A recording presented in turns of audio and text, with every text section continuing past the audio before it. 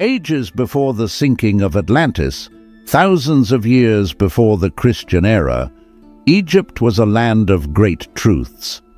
The hand of the Great White Brotherhood was held out to the empire of the Nile, and the passages of the ancient pyramid resounded with the chants of the initiates.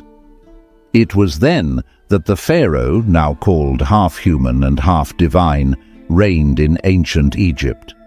Pharaoh is the Egyptian word for king.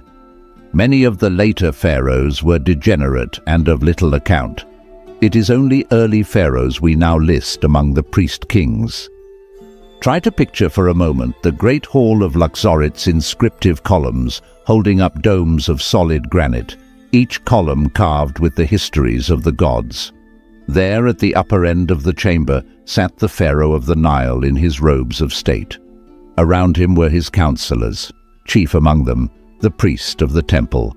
An imposing spectacle it was, the gigantic frame of the later Atlantean, robed in gold and priceless jewels. On his head, the crown of the north and south, the double empire of the ancients. On his forehead, the coiled serpent of the initiate, the serpent which was raised in the wilderness, that all who looked upon it might live.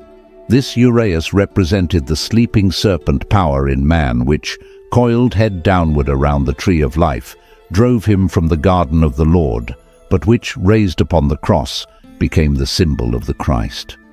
The Pharaoh was an initiate of Scorpio, and the serpent is the transmuted Scorpio energy which, working upward in the regenerated individual, is called the Kundalini. This serpent was the sign of initiation. It meant that within him the serpent had been raised, for the true Pharaoh was a priest of God, as well as a master of men. He sat upon the cube altar throne, indicating his mastery over the four elements of his physical body as judge of the living and of the dead. In his hand, he carried the triple scepter of the Nile, the flail or whip, the shepherd's crook, and the Anubis-headed staff. These were the symbols of his work. They represented the powers that he had mastered. With the whip, he had subjugated his physical body. With the shepherd's crook, he was the guardian and keeper of his emotional body. With the Anubis-headed staff, he was master of his mind, and worthy to wield the powers of government over others, because, first of all, he obeyed the laws himself. With all his robes of state, with the scarab upon his breast, and with the all-seeing eye above his throne, there was still nothing as precious or as sacred to the ancient Egyptian priest-king as the triangular girdle or apron, which was the symbol of his initiation. The apron of the ancient Egyptian earned with it the same symbolism as the Masonic apron of today. It symbolized the purification of the body when the seat of the lower emotions, Scorpio, was covered by the white sheepskin of purification. This symbol of his purification was the most precious belonging of the ancient Pharaoh, and this plain insignia, worn by many others below him in rank and dignity, but equal to him in spiritual purification, was the most precious of all things to the priest-king. There he sat enthroned, adorned with the symbols of his purification and mastery, a wise king over a wise people. And it was through these priest-kings that the divine worked, for they were of the order of Melchizedek. Through them was formulated that doctrine which degeneracy has not been able entirely to obliterate, which we know as the divine right of kings.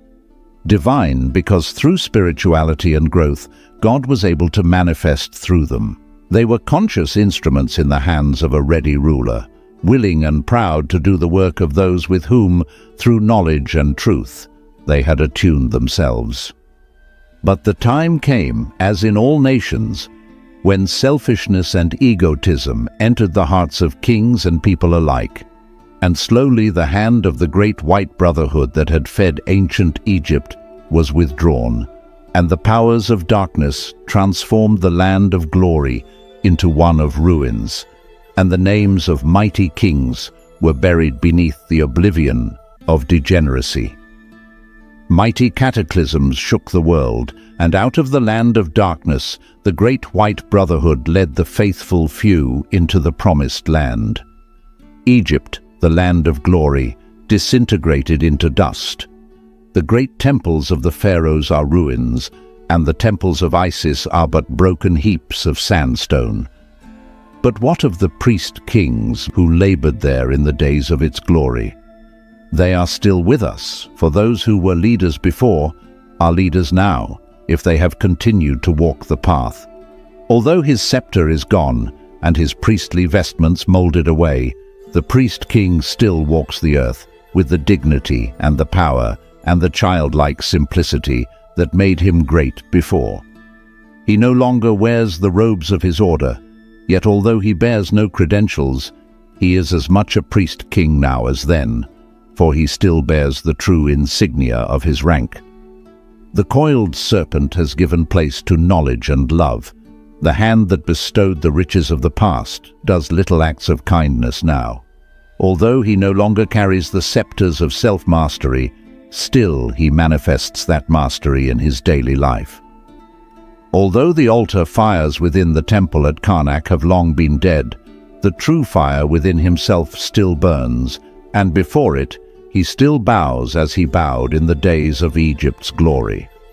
Although the priest no longer is his counselor, and the wise ones of his country no longer aid him in problems of state, still he is never alone, for the priests in white and the counselors in blue still march with him and whisper words of strength when he needs them. Have you not seen people whom somehow you instinctively liked? Have you not seen charming people whom, in spite of their charms, you disliked? Have you not seen learned people who were fools, or impressed you as such? And then there are those who, though unschooled, give us the instinctive impression that they are very wise.